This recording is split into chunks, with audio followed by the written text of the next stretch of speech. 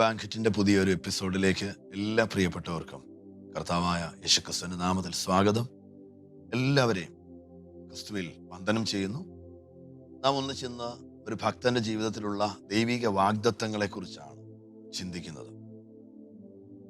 നമ്മുടെ ജീവിതത്തിൽ തുടർമാനമായി പരിശുദ്ധാത്മാവ് തിരുവചനത്തിലൂടെ ദൈവിക വാഗ്ദത്തങ്ങൾ തന്ന് നമ്മെ ഉറപ്പിക്കാറുണ്ട്. ഒരുപക്ഷെ ജീവിതത്തിൻ്റെ വഴിത്താരകളിൽ ദൈവം തരുന്ന അത് വചനത്തിലൂടെ ആകട്ടെ, പരിശുദ്ധാത്മാവിലൂടെ ആകട്ടെ, പ്രവചന ശബ്ദങ്ങളിലൂടെ ആകട്ടെ, നമുക്ക് നൽകപ്പെടുന്ന വിവിധ വാഗ്ദത്തങ്ങളാണ് നമ്മെ നിലനിർത്തുന്നതും മുൻപോട്ട് പായിക്കുന്നതും. ഇന്ന് നമുക്കൊന്നിച്ച് ചിന്തിക്കാം, കർത്താവിൻ്റെ തിരുരക്തത്താൽ വീണ്ടെടുക്കപ്പെട്ട ഒരു ദൈവഭക്തനോടുള്ള ബന്ധത്തിൽ എന്തെല്ലാം വാഗ്ദത്തങ്ങളാണ് ദൈവം നൽകിയിരിക്കുന്നതെന്ന്.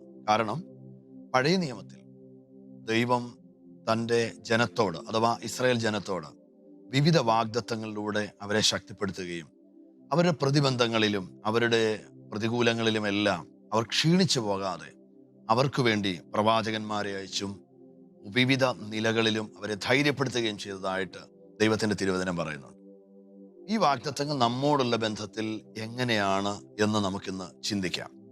ഈ തിരുവചന ചിന്തകൾ നമുക്ക് ഒത്തിരി ആത്മീയമായിട്ടുള്ള ബലമേകട്ടെ എന്ന് ഞാൻ പ്രാർത്ഥിക്കുന്നു.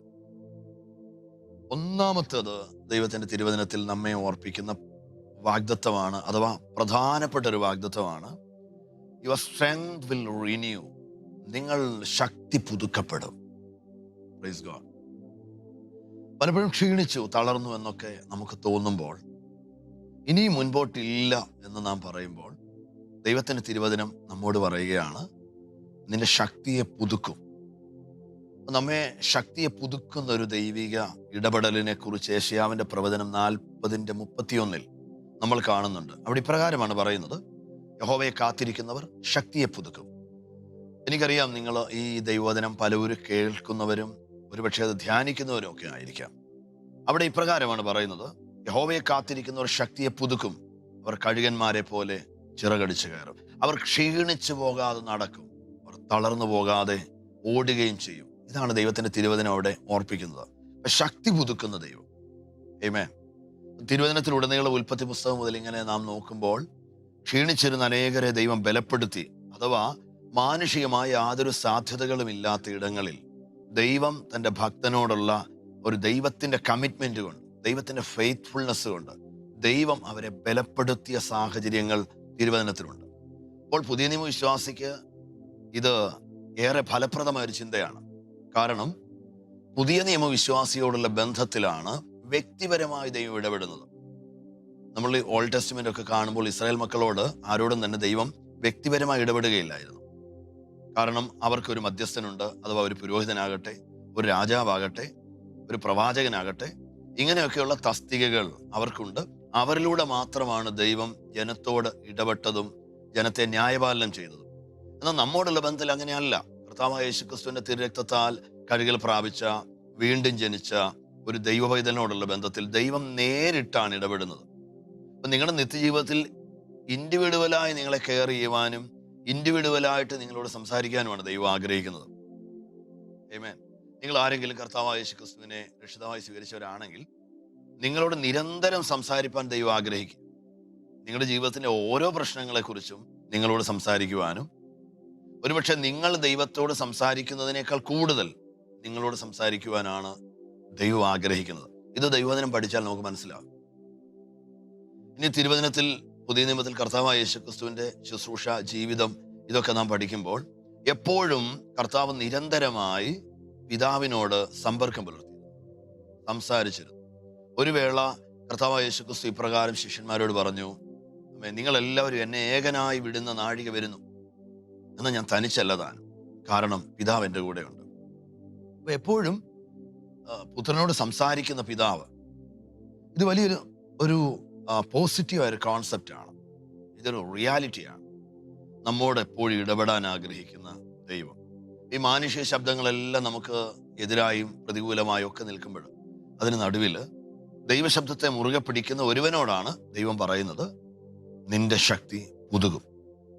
അതുകൊണ്ട് നിങ്ങൾ ആരെങ്കിലും ഇന്ന് എന്നെ കേൾക്കുമ്പോൾ ഈ ഭാരിച്ച ജീവിതത്തിന്റെ ഓട്ടത്തിനിടയിൽ തളർന്ന കൈകളും കുഴഞ്ഞ മുഴങ്കാലുകളും ഒക്കെ ആണെങ്കിൽ ഇന്ന് വളരെ ലളിതമായി ദൈവത്തിന്റെ പരിശുദ്ധാത്മാവ് ഈ വചനത്തിലൂടെ നമ്മോട് പറയുന്നു, കർത്താവിനെ കാത്തിരിക്കുക, അഥവാ ഒരു ദൈവ ശബ്ദത്തിനായി കാത്തിരിക്കുക.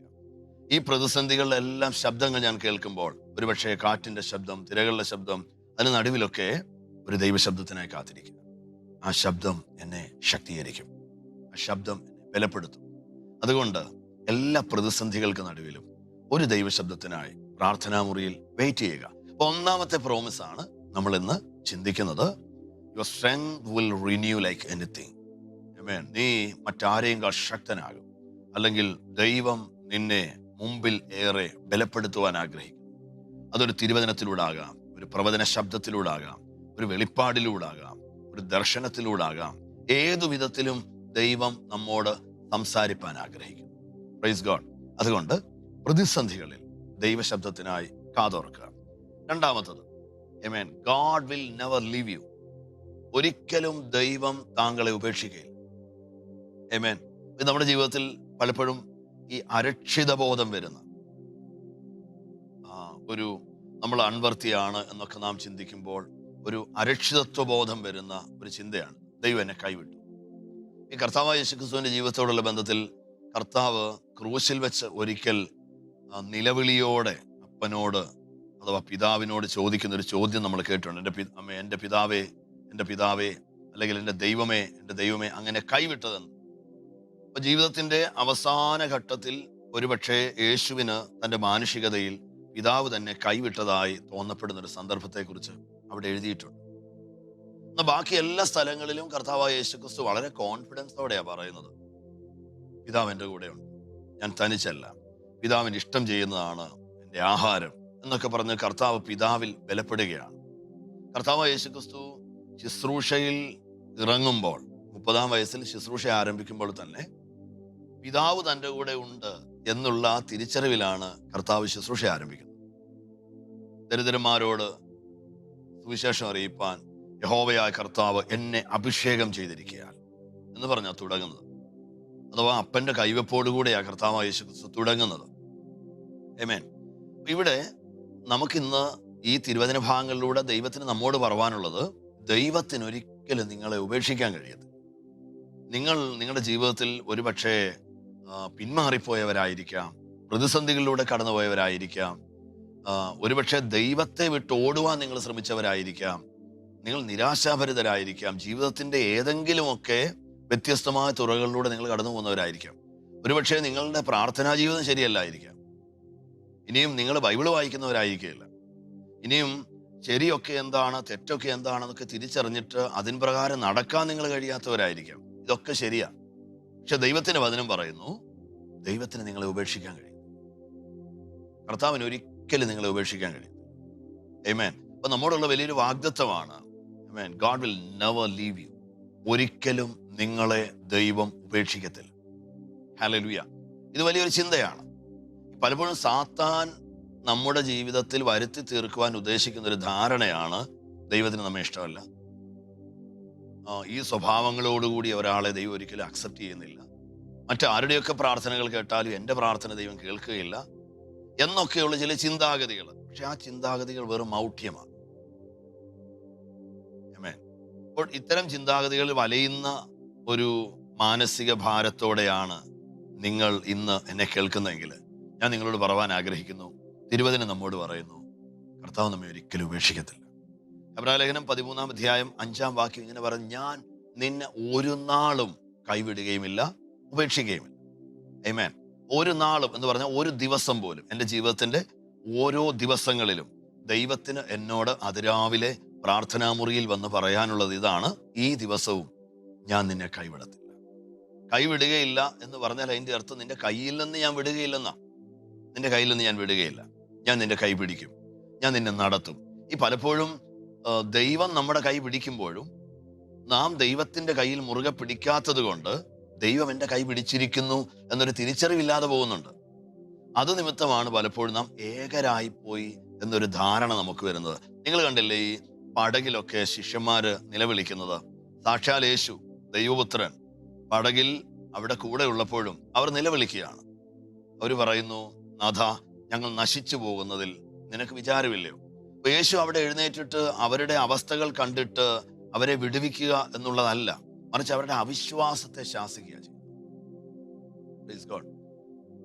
കാരണം കർത്താവായ യേശു ക്രിസ്തു ആ പടകിൽ ഉണ്ടായിരിക്കെ യേശു എഴുന്നേറ്റില്ലെങ്കിലും, യേശു ഇനിയും കാറ്റിനെയോ കടലിനെയോ ശാസിച്ചില്ലെങ്കിലും ആ പടക് മുങ്ങത്തില്ല. ഞാൻ നിങ്ങളോട് വളരെ ഉറപ്പോടെ പറവാൻ ആഗ്രഹിക്കുന്നു, നിങ്ങൾ യേശു ക്രിസ്തുവിനെ സ്വന്തം രക്ഷിതാവായി സ്വീകരിച്ചവരല്ലേ? നിങ്ങൾ ദൈവമക്കളല്ലേ? കർത്താവായ യേശു ക്രിസ്തുവിന്റെ തിരുരക്തത്താൽ മുദ്രിതരല്ലേ?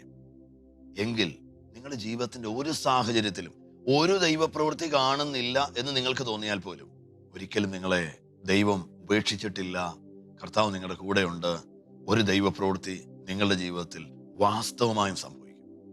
ഇതാണ് നമ്മോട് കർത്താവിന് ഓർപ്പിക്കുവാനുള്ളത്. അപ്പൊ നമ്മൾ 2 പ്രോമിസ് കേട്ടു. ഒന്നാമത്തത്, അമേൻ, yes, your strength will renew. നിന്റെ അല്ലെങ്കിൽ താങ്കളുടെ ശക്തി, ബലം വർദ്ധിക്കും. 2, ദൈവം എന്നെ ഉപേക്ഷിക്കുകയില്ല. അപ്പൊ ദൈവം എന്നെ ഉപേക്ഷിക്കുകയില്ല എന്ന് പറയുമ്പോൾ അവിടെ ഒരു കാര്യം കൂടെ നാം ഓർക്കണം. നമ്മുടെ ജീവിതത്തിൽ എന്തെല്ലാം കുറവുകൾ വന്നാലും, എന്തെല്ലാം പ്രശ്നങ്ങൾ വന്നാലും തിരികെ മടങ്ങി ചെല്ലുവാനുള്ള ഒരു ആർദ്രമായ മനോഭാവം നമ്മുടെ ജീവിതത്തിൽ ഉണ്ടായിരിക്കണം. മടങ്ങി ചെല്ലും. നിങ്ങൾ ഈ ധൂർത്തുപുത്രന്റെ ചരിത്രമൊക്കെ ലൂക്കോസിന്റെ സുവിശേഷത്തിൽ പഠിച്ചിട്ടില്ലേ? അവിടെ തനിക്കുള്ള അവകാശം മുഴുവൻ നഷ്ടപ്പെടുത്തി ഒരപ്പനെ തള്ളിപ്പറഞ്ഞ് ഒരു കുടുംബത്തിൽ നിന്ന് പുറപ്പെട്ടു പോകുന്നവനാണ്. പക്ഷെ അവന്റെ ഒരേ ഒരു ക്വാളിറ്റി, അവൻ മടങ്ങി വന്നു. മടങ്ങി വരുവാൻ ആഗ്രഹിക്കുന്ന ഒരുവനുണ്ടെങ്കിൽ പിന്നെ പിതാവ് അവൻ നഷ്ടപ്പെടുത്തിയതിനെ കുറിച്ച് ചിന്തിക്കുന്നില്ല. നിങ്ങൾ ബൈബിളിൽ ആകമാനം നോക്കിയാൽ ബൈബിളിൽ ഒത്തിരി ക്യാരക്ടേഴ്സ് ഉണ്ടല്ലോ. അവരോടൊക്കെ ദൈവം ഇടപെടുന്ന വിധങ്ങൾ നിങ്ങൾ കണ്ടിട്ടുണ്ടോ? നമ്മളത് കണ്ടാൽ നമുക്ക് മനസ്സിലാവും, ഇനി ഒരുവൻ എന്തെല്ലാം നഷ്ടം വരുത്തിയിട്ടുണ്ടെങ്കിലും ദൈവരാജ്യത്തിന്, ദൈവനാമത്തിന് ഒക്കെ എന്തെല്ലാം നഷ്ടം വരുത്തിയിട്ടുണ്ടെങ്കിലും തിരികെ മടങ്ങി വരുവാനായി അനുദപിക്കുന്ന ഒരു ഹൃദയം അവനുണ്ടായിട്ടുണ്ട്. ഒരിക്കലെങ്കിലും നുറുങ്ങുന്ന ഹൃദയത്തോടെ ഒരുവൻ കർത്താവേ ഞാൻ മടങ്ങി വരുന്നു എന്ന് പറഞ്ഞിട്ടുണ്ടെങ്കിൽ ഇരുകൈയും നീട്ടി നമ്മെ സ്വീകരിക്കുന്ന ഒരപ്പൻ നമുക്ക്. ഇത് നമ്മെ ബലപ്പെടുത്തേണ്ടുന്ന ഒരു വെളിപ്പാടാണ്. ഇതൊരു ചിന്തയല്ല, ഇതൊരു ദൈവിക വെളിപ്പാടാണ്. അതുകൊണ്ട് നിങ്ങളെക്കുറിച്ചുള്ള ദൈവത്തിന്റെ സ്വഭാവം നിങ്ങൾ മറന്നുപോകരുത്. നിങ്ങളെക്കുറിച്ചുള്ള ദൈവത്തിന്റെ സ്വഭാവം നിങ്ങളെ ഒരിക്കലും തള്ളിക്കളയുവാൻ ദൈവത്തിന് കഴിയത്തില്ല. ആമേൻ. അപ്പോൾ ആ ഒരു വലിയ തിരിച്ചറിവ് ഇന്ന് നിങ്ങൾ എന്നെ കേൾക്കുമ്പോൾ നിങ്ങളുടെ ആത്മീക ജീവിതത്തിൽ ഉണ്ടാകട്ടെ എന്ന് ഞാൻ ആത്മാർത്ഥമായിട്ട് പ്രാർത്ഥിക്കുകയാണ്. Praise God. മൂന്നാമത്തേത്, ദൈവത്തിന്റെ വചനം ഇപ്രകാരം ഓർപ്പിക്കുന്നു, വളരെ ശുഭകരമായ ഒരു ചിന്തയാണ്. മൂന്നാമത്തേത്, he has plan for your future. നിങ്ങളുടെ ഭാവിയെക്കുറിച്ച് ദൈവത്തിനൊരു പദ്ധതിയുണ്ട്. ഒരുപക്ഷെ നമ്മുടെ ജീവിതത്തിലെ ഏറ്റവും വലിയ പ്രശ്നം ഇതായിരിക്കാം, ഞാൻ ചിന്തിച്ചതുപോലെ ഒരു കാര്യവും നടന്നില്ല, ഇത്രയും നാള് ഞാൻ പദ്ധതിയിട്ട് ഒന്നും നടന്നില്ല. മിക്കവാറും പേര് നിരാശയിലൊക്കെ പോകുമ്പോൾ അവർ പറയുന്നൊരു കാര്യമാണ്, എൻ്റെ ജീവിതത്തിൽ ഞാൻ ഇന്ന് വരെ പ്ലാൻ ചെയ്ത ഒരു കാര്യവും നടന്നിട്ടില്ല. സ്തോത്രം. ഞാനും എൻ്റെ ശുശ്രൂഷ ജീവിതത്തിൽ അനേകരെ കാണുമ്പോൾ വാടിയ മുഖത്തോടെ എൻ്റെ അടുക്കൽ വരുന്ന പലരും പറയാറുണ്ട്, ഞാൻ വിചാരിച്ചതുപോലെ കാര്യങ്ങൾ നടക്കുന്നില്ല, അല്ലെങ്കിൽ ഞാൻ ചിന്തിച്ചത് മറ്റൊന്നാണ്, അതൊന്നുമല്ല എൻ്റെ ജീവിതത്തിൽ നടന്നത്. എനിക്ക് വലിയ സ്വപ്നങ്ങളൊക്കെ ഉണ്ടായിരുന്നു, പക്ഷെ ഞാൻ പ്രതീക്ഷിച്ചതൊന്നും എൻ്റെ ജീവിതത്തിൽ സംഭവിച്ചിട്ടില്ല, അതുകൊണ്ട് ഞാൻ ഒത്തിരി ഡിപ്രസ്ഡ് ആണ്. ഇങ്ങനെയൊക്കെ പറയുന്ന ഒത്തിരി ആൾക്കാരെ കാണാറുണ്ട്. ഒരുപക്ഷെ ദൈവമക്കളെന്ന് പറയുന്നവരിൽ പോലും ഭൂരിഭാഗം ആൾക്കാരും ഇങ്ങനെയൊക്കെ പുലമ്പുന്നവരാണ്. വാസ്തവത്തിൽ അങ്ങനെയുള്ളവരെ കുറിച്ച് ദൈവത്തിന്റെ വചനം വല്ലാതെ പുലമ്പുന്നവരെന്നാ പറയുന്നത്. കാരണം എന്താണെന്നറിയാമോ? നമ്മളെക്കുറിച്ചുള്ള ദൈവത്തിന്റെ പദ്ധതി നാം മറന്നുപോയത് കൊണ്ടാണ്. നിങ്ങൾക്കറിയാമോ, നിങ്ങളെക്കുറിച്ച് കണക്ക് കൂട്ടുന്നതിനേക്കാൾ ദൈവത്തിന് നിങ്ങളെക്കുറിച്ചൊരു കണക്ക് കൂട്ടലുണ്ട്. നിങ്ങളെക്കുറിച്ച് പദ്ധതി ഇടുന്നതിനേക്കാൾ ദൈവത്തിന് നിങ്ങളെക്കുറിച്ചൊരു പദ്ധതിയുണ്ട്. അപ്പോൾ ഇവിടെ ദൈവത്തിന്റെ തിരുവചനം ഇപ്രകാരം ഓർപ്പിക്കുകയാണ്, ദൈവത്തിന് നിങ്ങളെക്കുറിച്ച് വ്യക്തമായൊരു പദ്ധതിയുണ്ട്. ഇത് പറയുന്നത് യിരെമ്യാവിന്റെ പ്രവചനം 29-ാം അധ്യായത്തിലാണ്.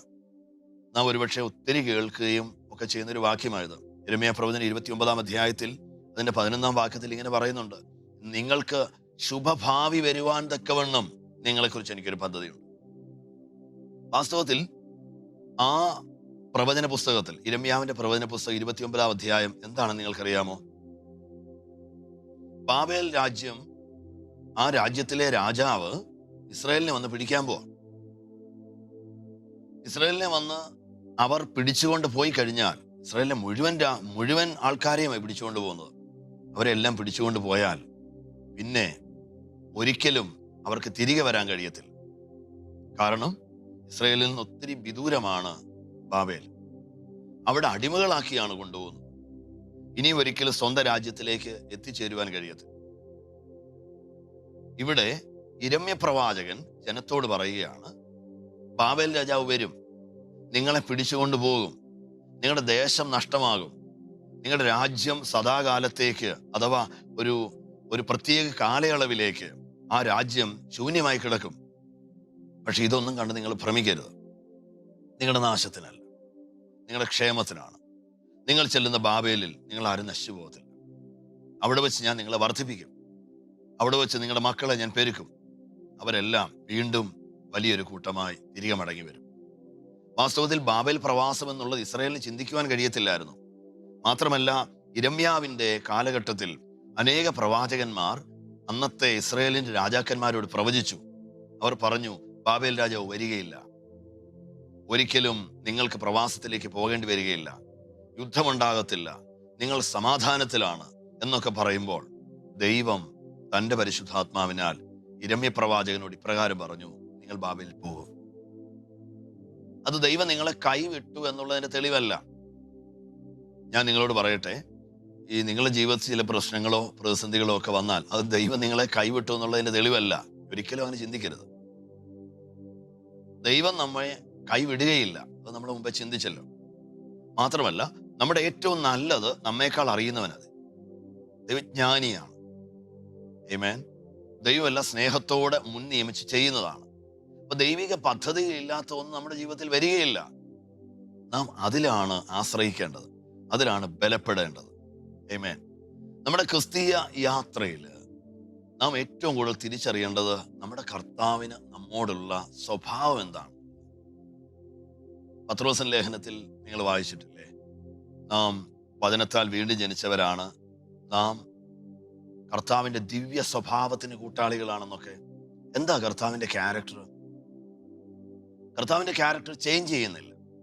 യാക്കോബിന്റെ ലേഖനം പറയുന്നു, ദൈവത്തിന് സ്വഭാവം മാറത്തില്ല, ദൈവത്തിന് തീരുമാനങ്ങൾ മാറുന്നില്ല, ദൈവത്തിന് ഗതിഭേദത്താലുള്ള ആച്ഛാദനമില്ല എന്ന് പറഞ്ഞാൽ അതിന്റെ അർത്ഥം വികാരവിക്ഷോഭങ്ങളില്ല.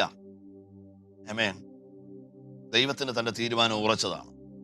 നമ്മൾ പലപ്പോഴും പ്രാർത്ഥിക്കുമ്പോഴും ദൈവം തന്റെ തീരുമാനങ്ങൾക്ക് മാറ്റം വരുത്തുന്നൊന്നുമില്ല. മറിച്ച് നാം നമ്മുടെ മനസ്സിനാണ് മാറ്റം വരുത്തുന്നത്. പല പ്രാർത്ഥനകളും പല ഉപവാസങ്ങളും ദൈവത്തിന്റെ മനസ്സിനെ ചേഞ്ച് ചെയ്യിക്കാനല്ല, മറിച്ച് ദൈവസന്നിധാനത്തിൽ നമ്മുടെ മനസ്സിനെ ചേഞ്ച് ചെയ്യിക്കാനാണ്. കാരണം ദൈവം തന്റെ മനസ്സ് മാറുന്നില്ല. നീ ഏതെങ്കിലും ഇടത്തൊക്കെ ദൈവം തന്റെ മനസ്സ് മാറിയതായി ദൈവത്തിന്റെ തിരുവചനത്തിലുണ്ടെങ്കിൽ ദൈവം അത് മുന്നമേ നിയമിച്ചതാണ്, ദൈവം അത് മുന്നമേ തീരുമാനിച്ചു വെച്ചതാണ്. പക്ഷേ അതിനൊത്തവണ്ണം, താൻ തീരുമാനിച്ചതിനൊത്തവണ്ണം മനുഷ്യൻ തൻ്റെ ഹൃദയത്തെ തിരുത്തുകയും അനുതാപത്തിലേക്ക് മടങ്ങി വരികയും ചെയ്തപ്പോൾ ദൈവം താൻ തീരുമാനിച്ചതിനെ നിവർത്തിച്ചു. ഇങ്ങനെയാണ് തിരുവചനത്തിൽ ഓർപ്പിക്കുന്നത്. അതുകൊണ്ട് മറന്നു പോകരുത്, ഒരിക്കലും നിങ്ങളെ ഉപേക്ഷിക്കാൻ കഴിയാത്ത ദൈവം നിങ്ങളെക്കുറിച്ച് വലിയൊരു പദ്ധതി സൂക്ഷിച്ചു വെച്ചിരിക്കുന്നു. ആമേൻ. So God has a divine plan for your future. Hallelujah. അതുകൊണ്ട് നിങ്ങൾ ഇന്ന് തന്നെ കേൾക്കുമ്പോൾ നിങ്ങളുടെ ജീവിതത്തിൽ നിങ്ങളുടെ പദ്ധതികൾ നടന്നില്ല, നിങ്ങളുടെ സ്വപ്നങ്ങൾ നടന്നില്ല എന്നൊക്കെ നിങ്ങൾ ചിന്തിക്കുന്നെങ്കിൽ ഇത് നിങ്ങളോടുള്ള ഒരു ദൂതാണ്. നിങ്ങളോട് പരിശുദ്ധാത്മ സംസാരിക്കുകയാണ്. നിങ്ങൾക്ക് ഇന്ന് ദൈവസന്നിധിയിൽ നിങ്ങളുടെ ഹൃദയത്തെ ഉറപ്പിക്കാം. ഞങ്ങളുടെ പദ്ധതികൾക്ക് അപ്പുറത്ത് ഞങ്ങളുടെ ദൈവത്തിന് ഞങ്ങളോടുള്ള എല്ലാ പദ്ധതികൾക്കുമായി സ്തോത്രമെന്ന് നമുക്ക് പറയാം. നിങ്ങളായിരിക്കുന്ന ഇരിപ്പിൽ ഈ ദൈവവചനം കേൾക്കുമ്പോൾ ഒരു നിമിഷം പ്രാർത്ഥിക്കാൻ തയ്യാറാകുമോ? ഒരുപക്ഷെ നിങ്ങൾ നിങ്ങളുടെ ജീവിതത്തിൽ ഇതുവരെ ഉണ്ടായ തോൽവികളെക്കുറിച്ചും പരാജയങ്ങളെക്കുറിച്ചും ഒക്കെ ഓർത്തോർത്ത് വിലപിക്കുന്നവരായിരിക്കാം. എന്നാൽ ഇന്ന് ഈ ദൈവശബ്ദം കേൾക്കുമ്പോൾ ഒരു നിമിഷം നിങ്ങൾക്ക് പ്രാർത്ഥിക്കാൻ കഴിയുമോ? കർത്താവേ, എൻ്റെ പദ്ധതികളും സ്വപ്നങ്ങളും ഒന്നും നടക്കാത്തിടത്ത് എന്നെക്കുറിച്ച് ഉള്ള അങ്ങയുടെ സ്വപ്നങ്ങൾ, അങ്ങയുടെ പദ്ധതികൾ അത് എൻ്റെ ജീവിതത്തിൽ നടക്കേണ്ടതിന് എന്നെ സമർപ്പിക്കുന്നു എന്നൊന്ന് പ്രാർത്ഥിക്കാൻ നിങ്ങൾ കഴിയുമോ? എങ്കിൽ നമ്മുടെ ജീവിതത്തിൽ ചില പുതുക്കങ്ങളെ കർത്താവ് നൽകും. ആമേൻ. കർത്താവ് അതിനിടയാക്കട്ടെ എന്ന് ഞാൻ പ്രാർത്ഥിക്കുന്നു. നമ്മൾ ദൈവിക വാഗ്ദത്തങ്ങളാണ് കേട്ടുകൊണ്ടിരിക്കുന്നത് അല്ലേ? ഒരിക്കൽ കൂടി ഞാൻ പറയാൻ ആഗ്രഹിക്കുന്നു. ഒന്ന്, നിന്റെ ശക്തിയെ പുതുക്കും. താങ്കളുടെ ശക്തിയെ ദൈവം പുതുക്കും. ഇപ്പോഴത്തെ ബലഹീനാവസ്ഥ, ക്ഷീണാവസ്ഥ, അത് ആത്മീകമാകട്ടെ, ശാരീരികമാകട്ടെ, ഭൗതികമാകട്ടെ, ഏത് വിഷയങ്ങൾക്കകത്തും ഒരു പുതുക്കം തരുവാൻ ദൈവം ആഗ്രഹിക്കുക. Praise God. വീണ്ടും രണ്ടാമത് ദൈവത്തിന്റെ തിരുവചനം ഹെബ്രായ ലേഖനം 13:5 നമ്മോട് ഇപ്രകാരം പറയുന്നു, ആമേൻ, ദൈവം നിങ്ങളെ ഒരിക്കലും ഉപേക്ഷിക്കത്തില്ല. ഹല്ലേലൂയ. എത്ര മനോഹരമായ സന്തോഷപ്രദമായ ചിന്തയാണ്. ദൈവം എന്നെ ഒരു നാളും ഉപേക്ഷിക്കുകയില്ല. കാരണം എന്താണെന്നറിയാവോ? നാം ചെയ്തു കൂട്ടിയ പാവങ്ങളെക്കാൾ, തെറ്റുകളെക്കാളൊക്കെ, നമ്മുടെ പ്രവൃത്തികളെക്കാളൊക്കെ മൂല്യമുള്ളവരാണ് നമ്മൾ ദൈവസന്നിധിയിൽ. വിലയുള്ളവരാണ് നമ്മൾ. ആമേൻ. നമ്മുടെ പാവങ്ങളെ എല്ലാം കൂടി എടുത്ത് ത്രാസിന്റെ ഒരു തട്ടിൽ വെച്ചിട്ട് നമ്മെ എടുത്ത് മറ്റേ തട്ടിൽ വെച്ചാൽ നമുക്കാണ് തൂക്ക കൂടുതൽ. ദൈവം പറയുന്നു, നീ ചെയ്തു കൂട്ടിയതൊക്കെ തെറ്റുകളായിരിക്കാം, പക്ഷെ അതിനേക്കാൾ കൂടുതൽ, നീ ചെയ്തതിനേക്കാൾ കൂടുതൽ, നീ എനിക്ക് വരുത്തിയ നഷ്ടങ്ങളെക്കാൾ കൂടുതൽ ഞാൻ നിന്നെ സ്നേഹിക്കുന്നു. അപ്പം ഒരു തട്ടിൽ ദൈവസ്നേഹവും മറുതട്ടിൽ നമ്മുടെ ജീവിതത്തിന്റെ ഈ ക്രയവിക്രയങ്ങളും ഒക്കെ വെച്ച് കഴിഞ്ഞാൽ നിങ്ങൾക്കറിയാമോ, ദൈവസ്നേഹത്തിന് തന്നെയാണ് തൂക്ക കൂടുതൽ. ഹല്ലേലൂയ. അപ്പൊ ആ നല്ലൊരു തിരിച്ചറിവില് ആ അപ്പന്റെ സ്നേഹത്തെ തിരിച്ചറിഞ്ഞുകൊണ്ട് നമുക്കിന്ന് പറയണം, എൻ്റെ കർത്താവ് ഒരു നാളും എന്നെ കൈവിടുകയില്ല. ആമേൻ. വീണ്ടും നമ്മൾ കേട്ടതാണ്, ആമേൻ, നമ്മെക്കുറിച്ച് ദൈവത്തിന് ഒരു വലിയ പദ്ധതിയുണ്ട്. ഹല്ലേലൂയ. അപ്പൊ ഇന്ന് നിങ്ങൾ ദൈവശബ്ദം കേട്ടുകൊണ്ടിരിക്കുമ്പോൾ കർത്താവ് നിങ്ങളോട് സംസാരിക്കുന്നു എന്ന് നിങ്ങൾക്ക് മനസ്സിലാകുന്നുവെങ്കിൽ തീർച്ചയായിട്ടും ഈ ദൈവവചനത്തിൽ ശക്തിപ്പെടുക. ആമേൻ. എൻ്റെ പദ്ധതികൾ, എൻ്റെ സ്വപ്നങ്ങൾ, ഇതൊന്നും നടക്കാത്ത ഇടത്ത് എനിക്ക് വേണ്ടി ഇടപെടുന്ന ഒരു ദൈവം, ആ ദൈവത്തെക്കുറിച്ചുള്ള ആ തിരിച്ചറിവ്. ആമേൻ. ഇത് ദൈവവചനം പഠിച്ചാൽ ശക്തമായി ദൈവത്താൽ ഉപയോഗിക്കപ്പെട്ട എല്ലാ ദൈവഭൃത്യന്മാരുടെ ജീവിതം ഇങ്ങനെയായിരുന്നു കേട്ടോ. നിങ്ങൾ മോശയെ നോക്ക്. 40-ാമത്തെ വയസ്സിൽ തൻ്റെ സ്വപ്നപ്രകാരം, തൻ്റെ പദ്ധതി പ്രകാരം അദ്ദേഹം ചില കാര്യങ്ങൾ ചെയ്തു. ഒന്നും നടന്നില്ല. അന്ന് അദ്ദേഹം കൊന്നത് ഒരു മിസ്രയീമ്യനെ. വീണ്ടും അദ്ദേഹം ഈജിപ്തിൽ നിന്ന് ഓടിപ്പോയി. വാസ്തവത്തിൽ മോശ എന്ന് പറയുന്ന ഒരാൾക്ക് സ്വന്തം ഗോത്രത്തിൽ നിന്നോ ജനത്തിനിടയിൽ നിന്നോ ഒരു വിവാഹം കഴിക്കുവാൻ ഒരു പെൺകുട്ടിയെ പോലും കിട്ടിയില്ല. താനൊരു കൂശ്യ സ്ത്രീയെ വിവാഹം കഴിച്ചത്. കണ്ടോ ജീവിതത്തിന്റെ പ്രതിസന്ധി നിമിത്തം ഒരു എബ്രാഹിന് വന്ന അവസ്ഥ. ഇപ്പൊ ലുക്കൗട്ട് നോട്ടീസ് മോശയ്ക്ക് വേണ്ടി കൊടുത്തിട്ടുണ്ട് ഫറവോൻ. ആ രാജ്യത്തിലേക്ക് ചെല്ലാൻ കഴിയത്തില്ല. 40 വർഷത്തെ ഇരുണ്ട ജീവിതത്തിന് ശേഷം ഒരിക്കൽ തൻ്റെ പദ്ധതികളെല്ലാം അവസാനിച്ചിട്ട് ഇനി ഒന്നും ബാക്കിയില്ല, ഏറിയാൽ 70, ഏറിയാൽ 80 എന്നൊക്കെ എഴുതി വെക്കുന്ന മോശ തൻ്റെ പുസ്തകത്തിനകത്ത്, അല്ലെങ്കിൽ തൻ്റെ കയ്യിലിരിക്കുന്ന ഡയറിക്കകത്ത് 70, ഏറിയാൽ 80, ഇനി ബാക്കിയൊക്കെ കഷ്ടതയാണെന്നൊക്കെ എഴുതി വെക്കുമ്പോൾ 80-ാമത്തെ വയസ്സിൽ ദൈവം വന്നിട്ട് പറയും, സ്തോത്രം, നിന്റെ സ്വപ്നങ്ങൾ 80-ാം വയസ്സിൽ തീർന്നില്ലേ? എനിക്ക് നിന്നെക്കുറിച്ചൊരു പദ്ധതിയുണ്ട്. Praise God. അത് നിന്റെ നാശത്തിനല്ല, നിന്റെ ക്ഷേമത്തിനത്രേ. ഈ അവസാനിച്ചെന്ന് പറയുന്നിടത്ത് വെച്ച് തുടങ്ങി വെക്കുന്ന ഒരു ദൈവത്തിന്റെ ഇടപെടിയിൽ നമ്മൾ അവിടെ കാണുകയാണ്. അന്നാണ് മോശ തുടങ്ങുന്നത്, താൻ തീർന്നെന്ന് പറയുന്നിടത്ത് വെച്ച്. Praise God. കണ്ടോ, ഇസ്രയേലിൽ മോശയുടെ ശുശ്രൂഷകൾക്ക് ശേഷമായിട്ട് മോശയെക്കുറിച്ച് ഇപ്രകാരം എഴുതി വെച്ചിരിക്കുന്നത്, മോശയെ പോലെ പ്രവാചകൻ ഇസ്രായേലിൽ ഉണ്ടായിട്ടില്ല. ഈ മനുഷ്യന് പ്രവാചകനാകുമെന്നും തൻ്റെ ജനത്തെ നടത്തുമെന്നും ഇദ്ദേഹം പഴയ നിയമ ഉടമ്പടിക്ക് ദൈവത്തിന് ഇസ്രായേലിന് നടുവിൽ മധ്യസ്ഥനായിരിക്കുമെന്നും തനിക്കും 4 തലമുറകൾക്ക് മുമ്പ് തൻ്റെ അപ്പനായ അല്ലെങ്കിൽ പൂർവ്വ പിതാവായ അബ്രഹാമിനോട് ഒരിക്കൽ ചെയ്ത വാഗ്ദത്തം തന്നിലൂടെയാണ് നിവർത്തിക്കപ്പെടാൻ പോകുന്നതെന്ന് മോശ അറിഞ്ഞില്ല. Praise God. അപ്പൊ നമ്മുടെ ജീവിതത്തിൽ ദൈവം മറച്ചു വെച്ചിരിക്കുന്നതും നമുക്ക് വെളിപ്പെടുത്തുവാനുള്ളതുമായ പദ്ധതികളുണ്ട് കേട്ടോ. അതുകൊണ്ട് നിരാശരാകരുത്. ദൈവത്തിന് നമ്മുടെ ഭാവിയെക്കുറിച്ച് വലിയ സ്വപ്നങ്ങളുണ്ട്, വലിയ പദ്ധതികളുണ്ട്. ഞാനിന്ന് മോശയുടെ ഒരു കാര്യം മാത്രമേ നിങ്ങളെ ഓർപ്പിക്കുന്നുള്ളൂ. ഇങ്ങനെ തന്നെയാണ് ദൈവത്താൽ ഉപയോഗിക്കപ്പെട്ട വിശുദ്ധന്മാർ. നിങ്ങൾ ഹെബ്രായ ലേഖനം 11-ാം അധ്യായമൊക്കെ പഠിച്ചാൽ ഇങ്ങനെ ദൈവത്താൽ ഉപയോഗിക്കപ്പെട്ട അനേക വിശുദ്ധന്മാരുടെ പേരുകൾ കാണാം. ഇവരുടെ ജീവിതത്തിലെല്ലാം ഇവരുടെ ജീവിതത്തിന്റെ ക്ലൈമാക്സുകളെ തിരിച്ചു മറിച്ചുകൊണ്ട് ദൈവത്തിന്റെ സ്വപ്നം അവരുടെ ജീവിതത്തിൽ വെളിപ്പെട്ടു. അതുകൊണ്ട് ഞാൻ നിങ്ങളോട് പറയുവാൻ ആഗ്രഹിക്കുന്നു, ദൈവത്തിന് നിങ്ങളോട് വലിയ ചില സ്വപ്നങ്ങളുണ്ട്. ആമേൻ. ആകയാൽ നമുക്കിന്ന് ദൈവകരങ്ങളിൽ ഏൽപ്പിക്കാം. ഒരു നിമിഷം പ്രാർത്ഥിക്കാം. നിങ്ങൾ എന്നെ കേട്ടുകൊണ്ടിരിക്കുമ്പോൾ ഒരു നിമിഷം നമുക്ക് ഒന്നിച്ച് കണ്ണുകളടച്ച് സ്തോത്രം ചെയ്യാം. പരിശുദ്ധ പിതാവേ, ഞങ്ങൾ ഒന്നിച്ച് പ്രാർത്ഥിക്കുന്നു. ഈ തിരുവചന ഭാഗം കേൾക്കുന്ന നിന്റെ കുഞ്ഞുങ്ങൾ ഈ ദൈവവചനത്താൽ ശക്തിപ്പെടേണ്ടതിന് കർത്തൃകരങ്ങളിലേക്ക് ഏൽപ്പിക്കുന്നു. ഞങ്ങളുടെ ശക്തിയെ പുതുക്കുന്ന ദൈവം, ഞങ്ങളെ ഒരിക്കലും ഉപേക്ഷിക്കാത്ത കർത്താവ്, ഞങ്ങളെക്കുറിച്ചുള്ള സ്വപ്നങ്ങളുള്ള പിതാവ് ഞങ്ങളുടെ ജീവിതത്തിൽ ഇന്ന് പകൽ ഇടപെടുന്നതിനായി ഞങ്ങൾ അങ്ങയെ സ്തുതിക്കുന്നു. ഈ ദൈവവചനം കേൾക്കുന്ന എല്ലാ പ്രിയപ്പെട്ടവരെയും കർത്താവിൻ്റെ കൃപയിൽ പൊതിയുവാൻ ഞങ്ങൾ പ്രാർത്ഥിക്കുന്നു. ഈ വചനം ഞങ്ങൾക്ക് ജീവനാകട്ടെ, ബലമാകട്ടെ. ധാരാളം ദൈവകൃപ പകരുന്ന കൃപയ്ക്കായി സ്തോത്രം. തിരുക്കരങ്ങളെ ഏൽപ്പിക്കുന്നു യേശു ക്രിസ്തുവിൻ നാമത്തിൽ തന്നെ, ആമേൻ. കർത്താവ് നമ്മെ അനുഗ്രഹിക്കട്ടെ. വീണ്ടും അടുത്ത ഒരു ചിന്തയുമായി അടുത്ത ദിവസങ്ങളിൽ നമുക്ക് ഒന്നിച്ച് കാണാം.